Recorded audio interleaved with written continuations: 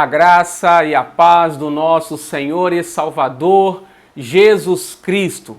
Vamos falar hoje um assunto importantíssimo que tem envolvido a igreja de uma maneira geral.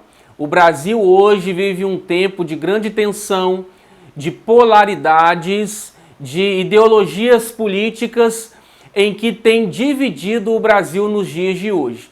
E a igreja, como que a igreja deve se comportar diante desse cenário, diante dessa batalha? Porque é uma batalha espiritual.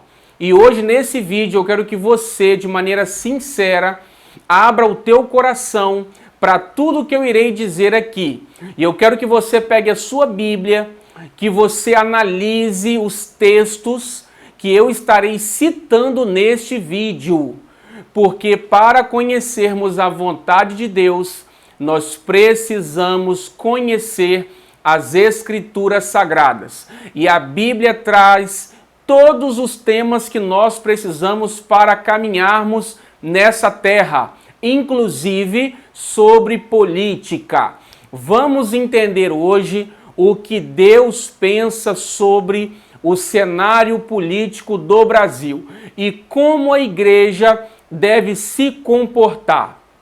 De antemão, eu quero dizer para você que no capítulo 4 de Provérbios, o autor diz: Filho meu, atenta-te para as minhas palavras, as minhas intenções inclina os teus ouvidos, não os deixes apartar dos teus olhos, guarda-os no mais íntimo do teu coração, porque esses ensinamentos, esses propósitos meus, são vida para quem acha e saúde para o teu corpo. Então, entender a vontade de Deus, aquilo que a Bíblia nos ensina, quando esse conhecimento entra profundamente no nosso coração, ele traz vida, ele traz saúde para o nosso corpo. Então, se nós não enchermos o nosso coração da palavra de Deus, dos ensinamentos do Senhor, da vontade dele, nós iremos adoecer. Porque não só de pão vive o homem, mas de toda a palavra que sai da boca de Deus. Então, vamos entender como Deus olha a luta, a batalha que nós estamos enfrentando no cenário político hoje. Preste muita atenção no texto que eu vou estar lendo agora para você. Diz assim: cada um permaneça na vocação em que foi chamado. Foste chamado sendo escravo? Não te preocupes com isso. Mas se ainda podes tornar-te livre, aproveita a oportunidade. Porque o que foi chamado no Senhor, sendo escravo, é liberto do Senhor. Semelhantemente, o que foi chamado sendo livre, é escravo de Cristo. Paulo está dizendo o seguinte: aquele que foi chamado, aceitou a Cristo, nasceu de novo, sendo escravo, não se preocupe pelo fato de você ser escravo. Aquele que é livre também, porque aquele que é livre é escravo de Cristo. E aquele que é escravo é liberto do Senhor. Agora, se a oportunidade surgir, aproveite e deixe de ser escravo. Mas não se preocupe com isso. A Bíblia está dizendo, irmãos, que nós não devemos buscar a liberdade através da nossa força humana. Porque a Bíblia diz, Paulo diz o seguinte, que as armas da nossa milícia, da nossa luta, do nosso combate, não são armas carnais, mas armas poderosas em Deus, para destruição das fortalezas, dos falsos raciocínios, de toda a altivez que se levanta contra o conhecimento de Deus.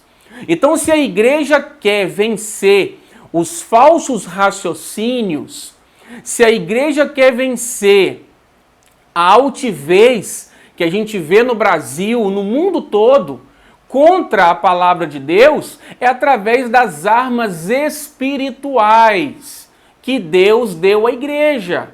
que a gente vê lá no capítulo 6 aos Efésios, que é o capacete da salvação, é a espada do Espírito, é o escudo da fé, é a couraça da justiça, é cingir os lombos com a verdade e calçar os pés na preparação do evangelho da paz, ou seja, pregando o evangelho. A igreja tem que pregar, sim, aquilo que é pecado, a igreja tem que dizer o que é pecado. A igreja tem que saber o que é confiar em Deus também, o que é crer em Deus, o que é fé. A igreja não pode se embaraçar. O apóstolo Paulo diz assim, que deixando todo o embaraço e o pecado que tenazmente nos assediam, devemos prosseguir, perseverar, continuar a carreira que nos está proposta. Então a igreja não deve querer lutar na sua própria força, na força carnal, na força humana, mas na força que vem de Deus. Porque também a palavra diz que não é por força, não é por meio de violência, mas é pelo Espírito do Senhor. Isso é importantíssimo hoje. Quando a igreja se enche de amargura, de justiça humana, querer resolver as coisas na força do grito, na força do argumento ou até na força física, ela está saindo do propósito de Deus, porque na ira do homem não opera a justiça do Senhor. Deus não manifesta a justiça dele. Às vezes vemos injustiça no Brasil, na própria justiça brasileira, mas a Bíblia diz assim, que através da ira humana, Deus não manifesta a justiça dele, ele não faz justiça a nosso favor.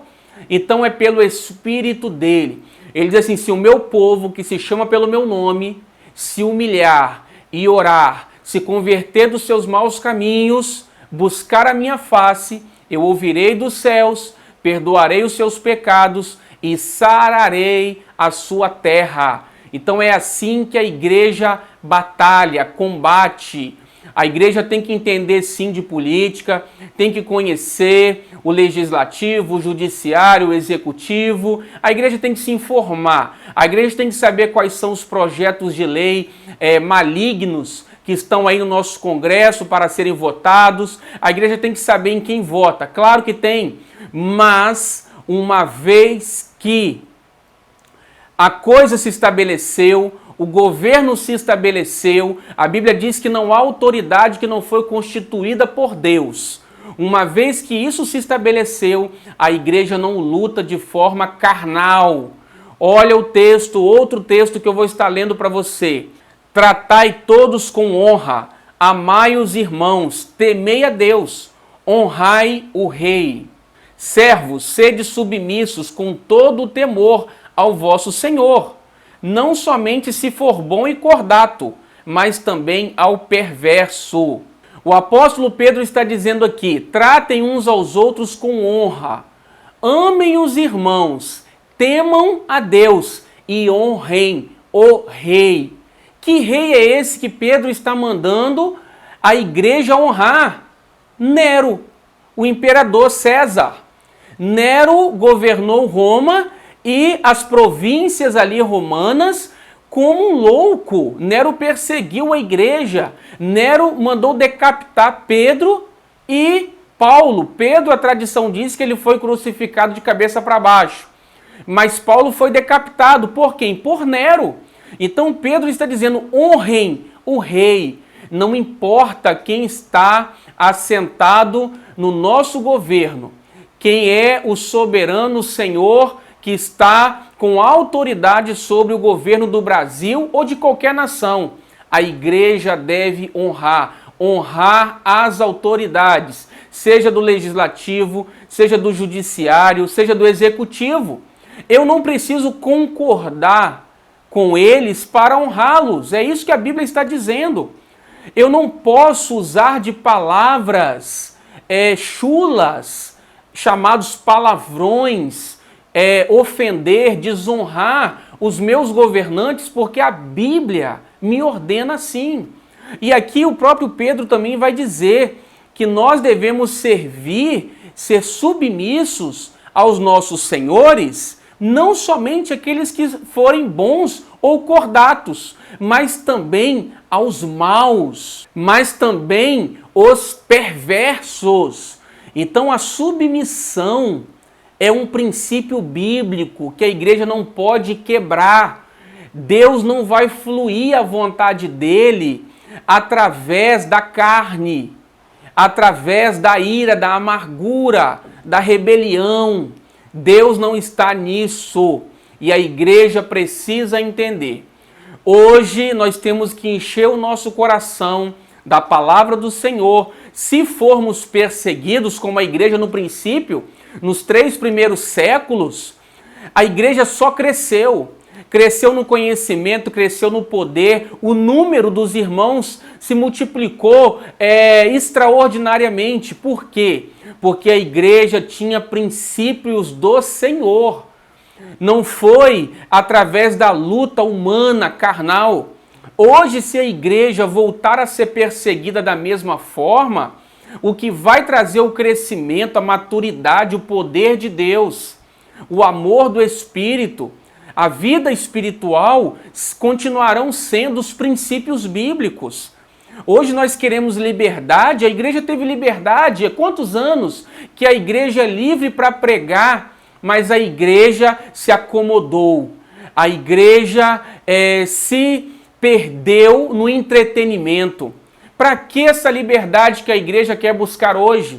Para continuar nos bancos das igrejas, sem pregar, sem se santificar, curtindo o mundo, flertando com o mundo, porque Tiago diz que são adúlteros aqueles que são amigos do mundo, porque isso é inimizade contra Deus. Quem quer ser amigo do mundo constitui-se inimigo de Deus. E hoje a igreja, por meio das redes sociais, por meio de todo tipo de entretenimento, a igreja hoje flerta com o mundo. Com as roupas que se vestem, com o tipo de programação que assiste, o tempo que se gasta com o lazer, enquanto o reino de Deus está em 2º, 3º, 4º plano, não está em primeiro lugar. Então não é essa liberdade que é primordial para Deus, não é. O que é primordial para o Senhor é servir de acordo com a palavra. Ele diz, você conheceu a Cristo sendo escravo? Não te importes com isso. Se você tiver a oportunidade, aproveite, seja livre. Mas não tente lutar pela força humana, porque você é liberto do Senhor. E se você é livre, você se tornou escravo de Cristo. Porque agora você vive para Ele, não é para esse mundo mais. A igreja está preocupada o quanto que ela vai conquistar, o quanto ela vai comprar, com os prazeres da carne, a sensualidade. E agora, se a nossa liberdade está sendo colocada em xeque, devemos saber também que existe uma agenda de Deus para se cumprir. Para que o anticristo surja, apareça, o mundo vai entrar mesmo numa decadência. O mundo vai se corromper cada vez mais. Então a igreja vai pregar a santificação. A igreja vai pregar o que é amar a Cristo, a servir a Deus. E se formos perseguidos, que perseguidos sejamos. Agora não vamos lutar na força humana. Vamos orar, vamos manifestar o nosso pensamento com respeito, com amor e não com ódio, não com amargura, porque isso é pecado. Temos que entender, é assim que a igreja resiste, não é através de manifestações ofensivas ou agressivas, porque as palavras do Senhor são vida para quem acha e saúde para o nosso corpo. Deus te abençoe, até o nosso próximo vídeo. Amém.